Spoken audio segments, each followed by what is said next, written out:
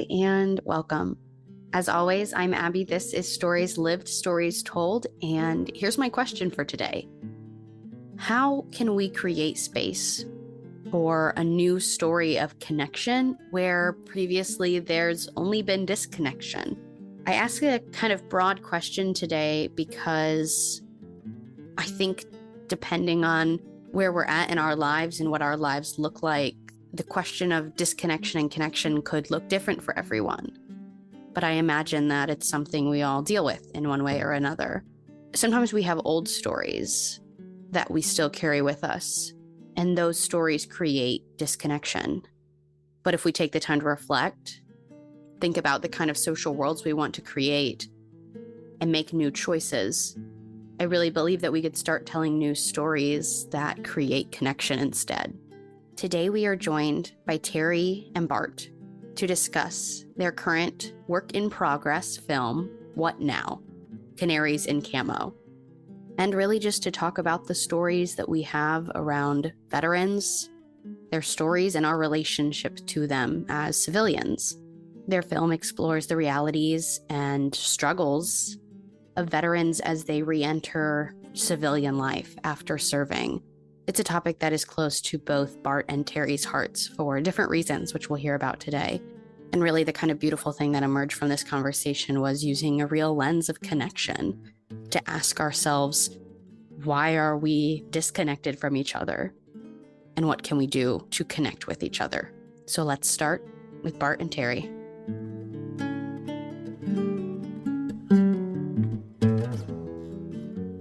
Hello, Bart and Terry. Thank you so much for joining me for this conversation today. I'm so glad to have you on the podcast. Thank you for having me on the podcast. I'm very, very grateful to be here. It is great to be here, Abbie, and good to see you. And thank you for taking some time to capture a little bit of this story. Yes, I am excited to get to talk about the stories that you all are helping to tell and doing some really important work there. To start, I'd love it if both of you could introduce yourself, knowing the little bit of the direction of the conversation that we're going to get into today. You could share some stories or some context about who you are and what maybe we would want to know about you going into this conversation. Bart, would you like to start us off? Sure, I can say a little bit about that. Basically, I am native of Fort Wayne, Indiana, and my grandfather was serving in the Army in World War I, and my dad served in the Army in World War II. And neither of them shared a lot of stories about that. So that set a little bit of a curiosity with me. There's a little mystery around of those things and has been. And somehow as things progressed, I got interested in the United States Navy. And so I joined the Navy, went to the Naval Academy in 1974 and have served in the Navy for about 30 years after that in various capacities. And along the way, I ended up encountering the opportunity to come to Yountville, California, and work in at the time, it was one of the country's largest and oldest established veterans' homes. And I got very interested in how that was founded, because it was created by veterans for veterans in a time when nothing like it existed, and it became something of a real community of veterans. And so fast forward a little bit, I got recalled to active duty. I went to Washington, D.C. in 2000 and ended up staying there longer than I thought I would because of what happened in September 2001. And as part of that, then coming back to the veterans home with the realization that we have another generation of veterans. And the Yountville home was founded by Civil War veterans, and it was largely populated by World War I and World War II veterans when I got there, and then the population shifted to Vietnam. But the question I had was, what are we going to do to support returning veterans from this very long and complex war at that time in Afghanistan and later Afghanistan and Iraq? Yeah. And how do we think about that? And so that was how I came to encounter Terry through a mutual friend of ours, Shirley Schoffel. Shirley, in her inquisitive manner, wanted to know, what is this veterans project that you were doing, because at that time we had created a small pilot project at the Yountville Veterans Home specifically geared to support returning Iraq and Afghanistan veterans, to try to intervene in what might be affecting them before they became long-term incapacitated in some ways by this. And so Terry and I have been talking for years about what is the story, how do you capture the story, who should tell the story, whose story is it to tell, and how do we make it as a call to action of some sort in the way of how do the rest of us respond to this. And I think that's where we should leave it for now. And that's where Terry and I have been collaborating for, I don't even know how many years. It's been quite a while.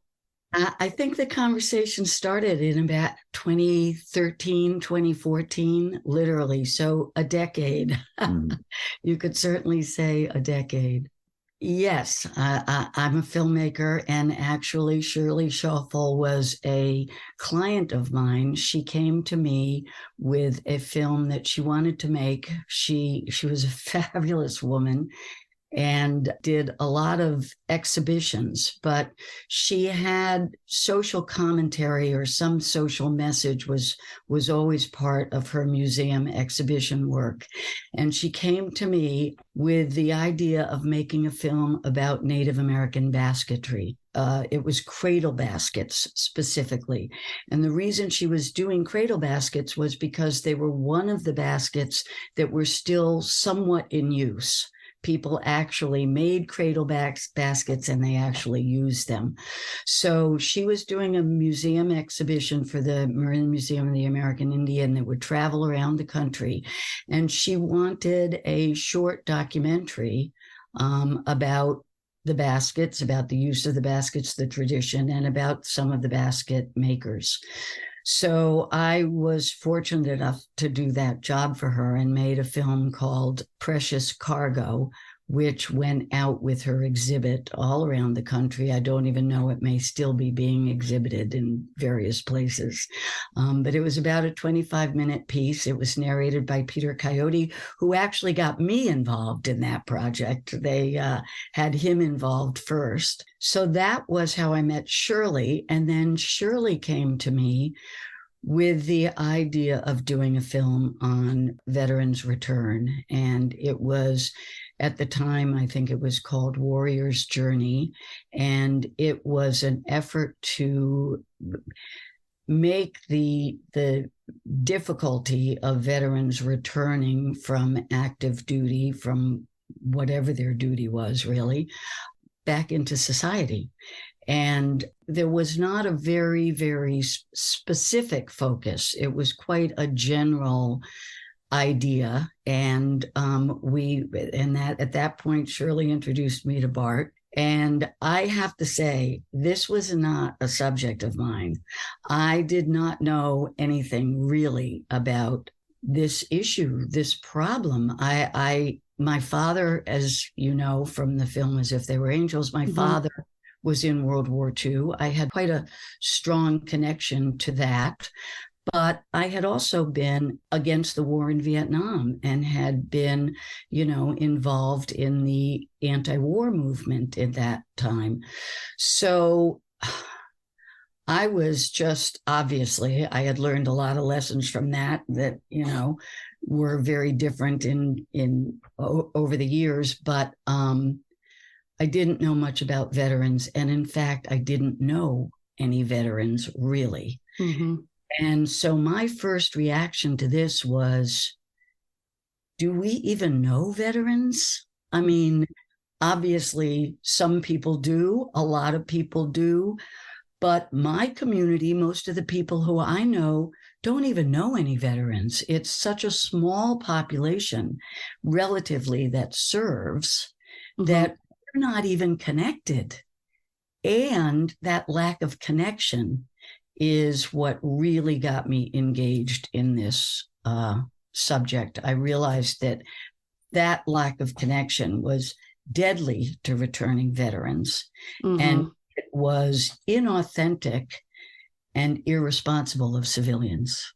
So that's really when this whole idea of doing a film on this subject came to being, was just when I realized what this is about and how big it is. It's big. Yeah. And if we really take it on and if we really deal with it, it could be a fabulously positive change, not just for veterans, of course, also for veterans, but also for civilians and for our somewhat atomized society.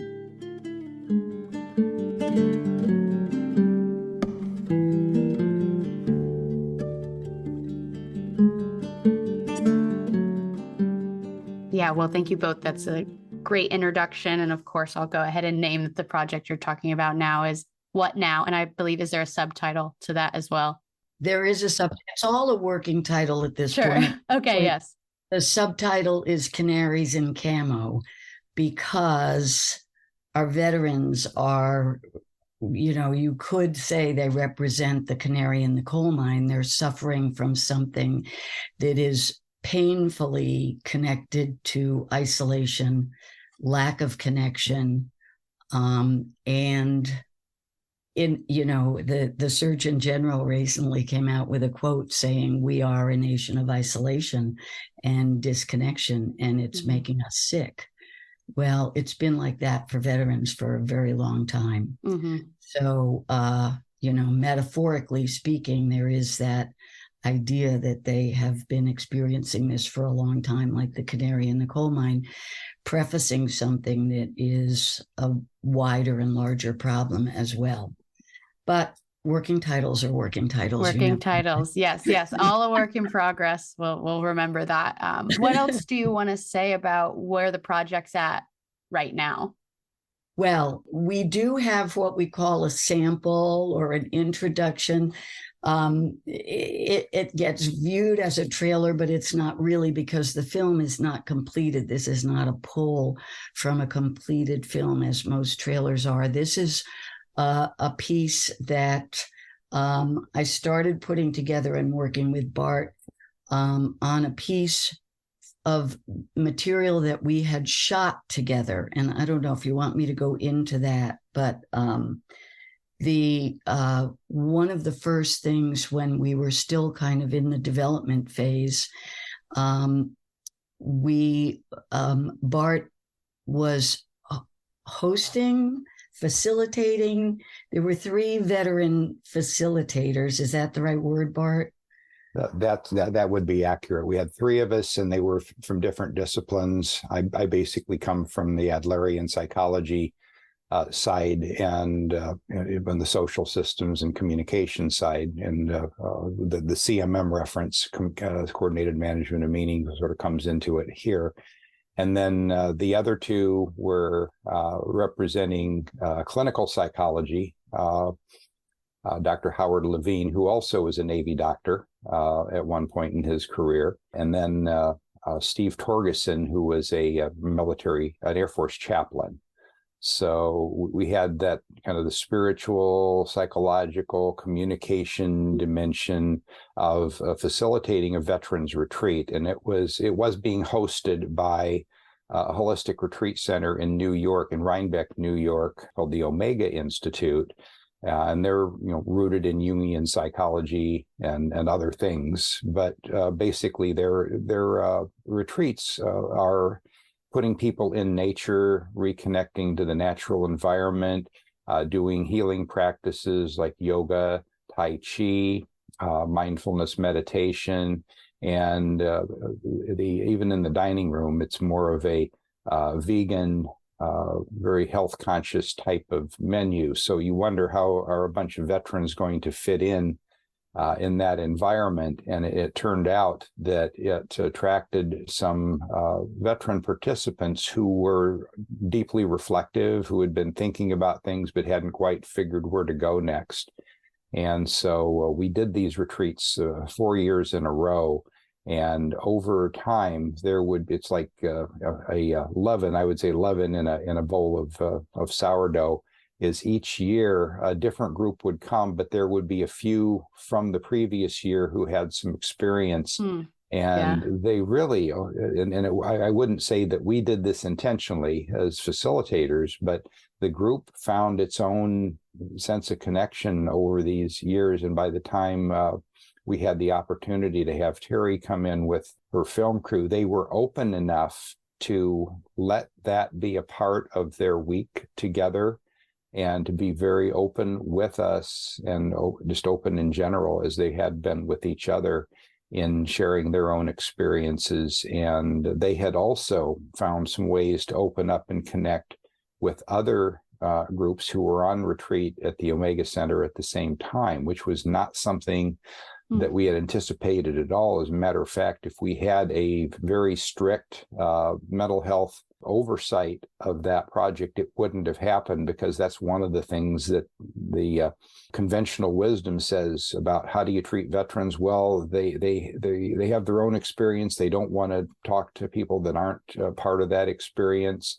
And so we keep them kind of firewalled off. And we also clamp down with the strictest form of confidentiality and having them talk about things that might be difficult for them, and they might be difficult on other levels too. And they broke through all of those things. And we were very fortunate to be able to have Terry and her group with them when they did that. That was really the first. I took just myself and a sound person, a cinematographer that I had worked with for many, many years. And so it was just the three of us, and we went up for what was a 5-day retreat. Now, prior to this, I have to say, and partly through Bart, I had met with some extraordinary veterans. I had met with a gentleman up near where I live, Ernie Bergman, who has for years gone into high schools to talk about recruitment and talk about signing up, basically, and what the real experience is like. Recruiters go into high schools all the time, and he wasn't in any way trying to get kids not to enlist, but he was trying to give a broader story, a wider story, and give them opportunities to ask questions that they would get experienced response to based on where they were coming from. And so I had spoken with him. He was an extraordinary help in terms of getting myself oriented to what this is all about. And then I also spoke with an amazing veteran named Paul Chappell, who was a West Point graduate and served as a captain in the military, and came out with a lot of his own difficult experience and wrote a number of books that were really about waging peace and about using military discipline and military, knowledge to actually work at keeping peace, making peace, living in peace. And so I had, pieces of this. When I went into this retreat, there were, including the facilitators, I think there were 19 veterans. They were from all the wars, from Vietnam to Operation Iraqi Freedom. And I have to tell you, just to be honest about how uninformed I think we are, I certainly am, I didn't know what Operation Iraqi Freedom was. The veterans were talking about OIF, and I'm sitting there pretending I know what they're talking about, because I really didn't until somebody said Operation Iraqi Freedom. So the deal I made with them was we would be like flies on the wall. I did not want to interfere in what their process was and what they were there to do. They weren't there to be a part of this film. They were there for reasons that were very highly motivational to them. And so we didn't want to interfere with that in any way. And I think we didn't interfere. They did all give us permission to go ahead and shoot and make the film. So I think one of the most, if I had to say what was the most impactful thing from that experience, I would say the amount of times I heard the word purpose. I was stunned by how much they were suffering from a lack of purpose. Interesting. And that they had lost the sense of purpose that they had whatever they had done, their experiences that had made so much of life afterwards difficult, those were true and those were real. But what became clear was that purpose and service were very important to them. And I'm looking at my own culture, my own society, which you don't hear the word purpose that often. You don't hear the word service that often. So right away, it was like, wow, this is, return in some ways, obviously related to their service in war, but also return just simply looking at a culture that is so different, that is so, as I said, atomized, so oriented around individual success, as if individual success is really what it's about. I mean, I could argue with you that some of the pay that goes to executives in this country, you'd think they did it by themselves. They don't do it by themselves. Yeah. None of us do it by ourselves, really. And the extent to which that becomes the important thing, that sense of I'm a success, I did it by myself, it's largely a myth. Yeah. This was a huge wake-up call for me. They were so authentic and so just looking for something that would give them a way back in. I mean, one of the veterans, a guy named Nathan, said, he was so very articulate, so many of them are, said, you want to come home. You want to come home and be the person you were when you left. You want to come home to the family you left, but you can't. You are no longer the person you were when you left. Your family is no longer the family you left. In a way, you can't come home again.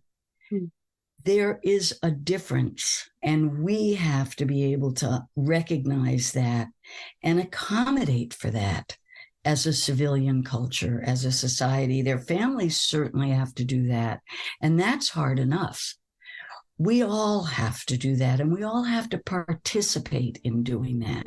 And that would be transformative for everybody.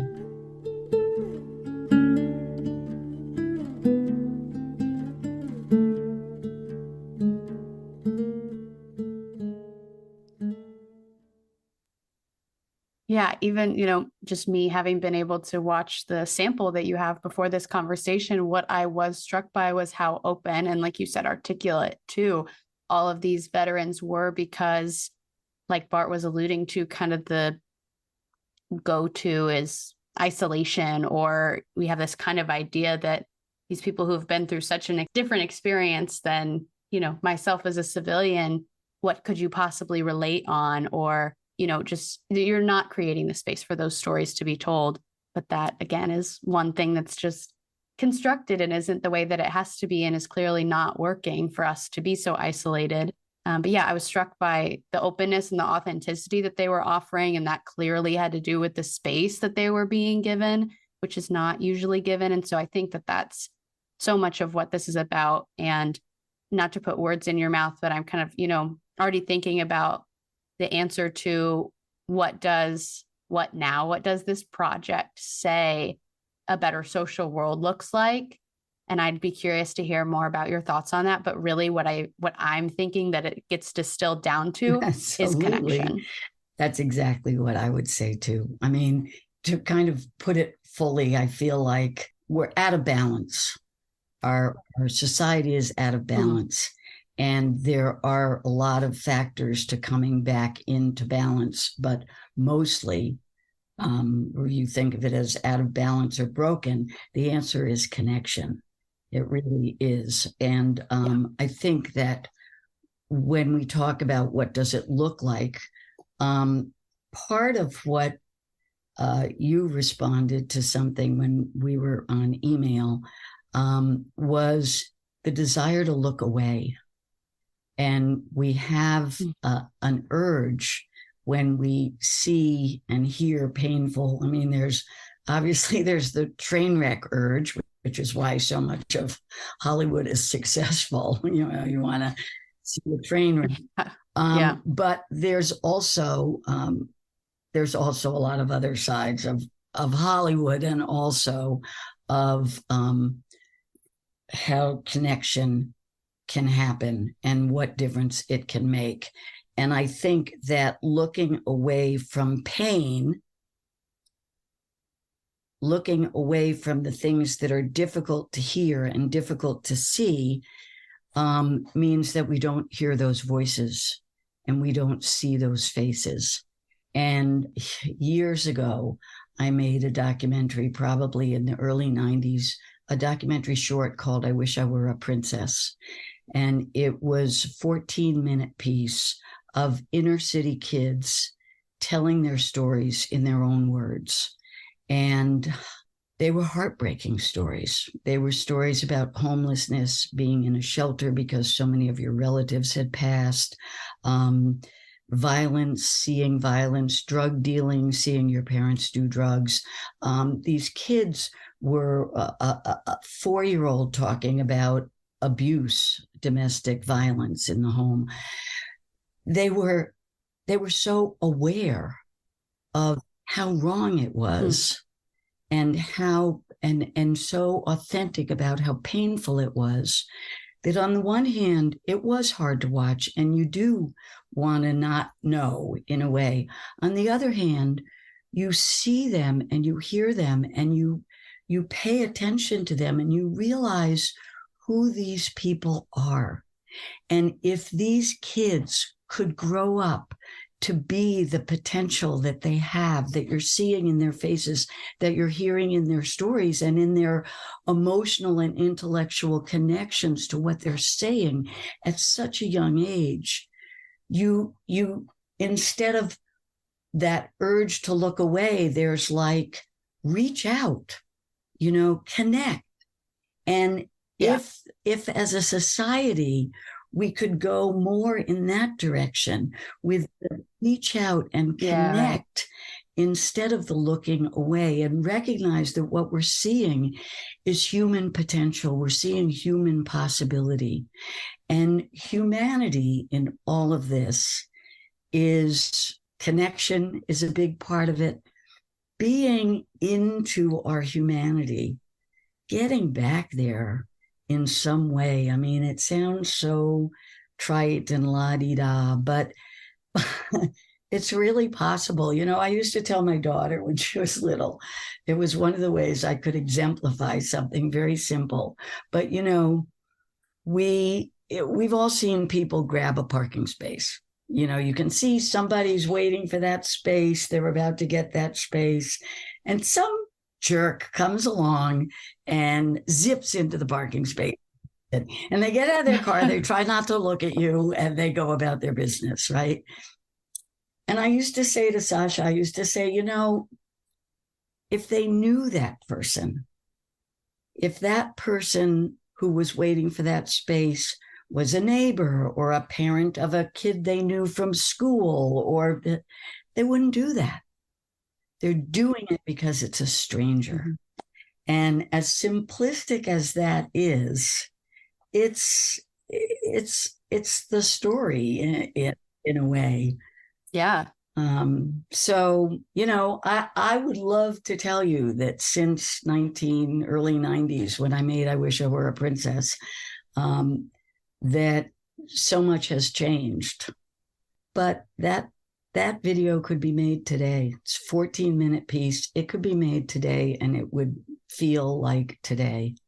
So I don't know. I think one of the things about veterans, and I think that one of the things that can be different about this film, hopefully we're in a state as a society where we're a little bit more alarmed at ourselves. That would be helpful. If that motivated people to not look away. I also think that it is impossible to deny our own responsibility. Veterans are out there doing a job that whether we're against the wars or in favor of the wars or whatever our personal individual positions are, they're working for us. We're paying them. They're doing a job that we are paying them to do. There is no better definition than of responsibility than that. And yet we act as if we owe them nothing. We have no reason to be informed, no need to be informed. And that's just not true. It's absolutely not true on any level. One of the things that we're really working hard to make the film exemplify is where those connections work, where they're made, where veterans and civilians come together, how and where, and all the various ways that it works.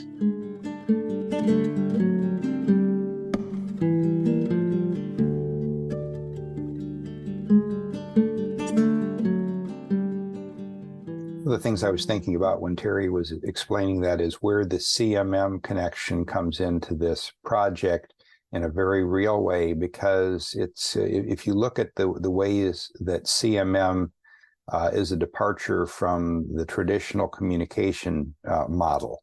The transmission of information. What do we focus on in those models? The information. We focus on the details of the that are being passed around. We don't look so much at the process of how they're being shared, the connections that enable them to be shared, and then most importantly, the co-creation, back and forthness of making meaning from those stories as we're looking at them from a broader perspective than just the one party. So that is one thing. CMM is seeing how we construct our social worlds and communication. And we hope that the film allows people to see we are all constructing this together. Some people are experiencing it in a sharper way, a less healthy way, and we need to understand how we all get better from that. And I think that brings the other CMM concept in here, which was cosmopolitan communication. And we've talked with Arthur Jensen in particular about his Cosmopolis 2045 project. How do we envision a better social world in the year 2045, and what's different about it if we are using more of a CMM perspective? And what the Cosmopolis perspective is based on the social constructing of the world as a real and participative process.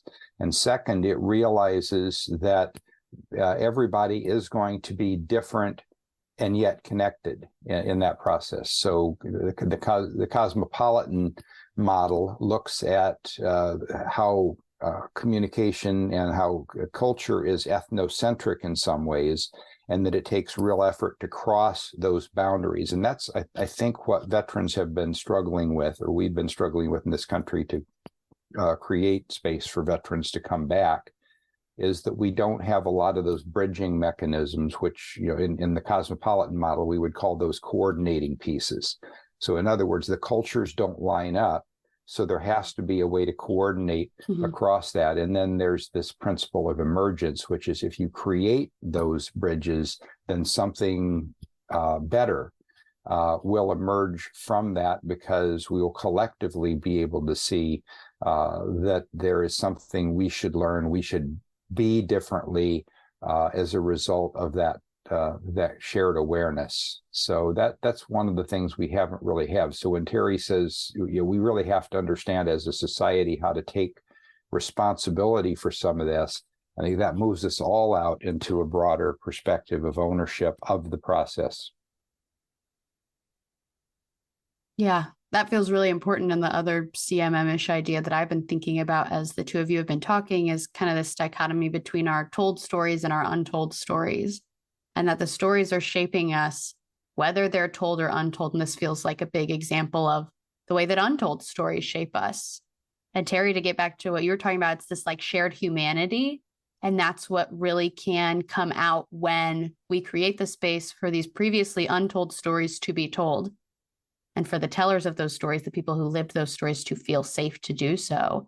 Is that, again, even in the, short 30 minutes that I got to watch of your project, I was immediately struck by, like I said, the openness and also the humanity of these people. And to be able to hear their stories is humanizing. And it is the first bid for connection, not disconnection. And I think that, again, people might have the instinct to look away, turn away, to not engage, and to continue with disconnection because maybe they think once they hear these stories, it'll feel more disconnecting because it's not anything they've personally experienced. And again, we can talk about distinct groups of people as citizens and veterans, but we can just say, all of these humans, and what does the connection between all of these humans look like?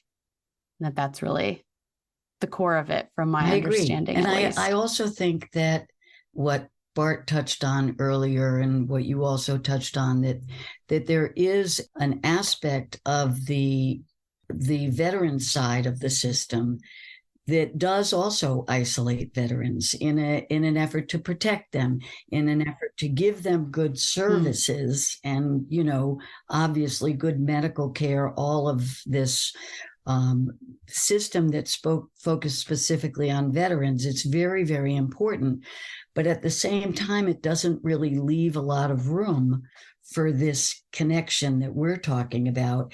And I also think it does emphasize, and I think civilian ignorance is part of this as well, obviously, that it is hard for veterans to tell their stories.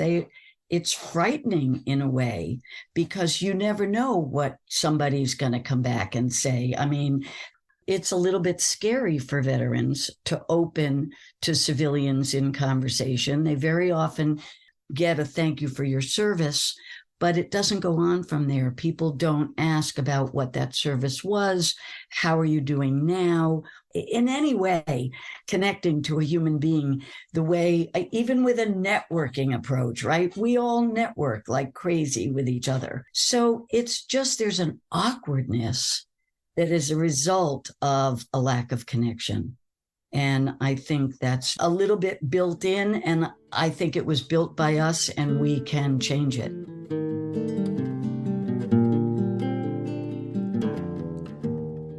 Okay, that is all for part 1 of our conversation with Bart and Terry, but you can join the 3 of us next Monday for part 2, where we'll wrap up this conversation, continue talking about Bart and Terry's experiences, and consider some of the new stories that we'd like to tell around veterans and our relationship to them and what it looks like to support veterans and create a more connected community together. In the meantime, between now and next week's conversation, I'd like to point you to the questions that I have listed at the top of the show notes as some prompts for reflection this week. Those questions are: how can we better support veterans and make space to hear their stories?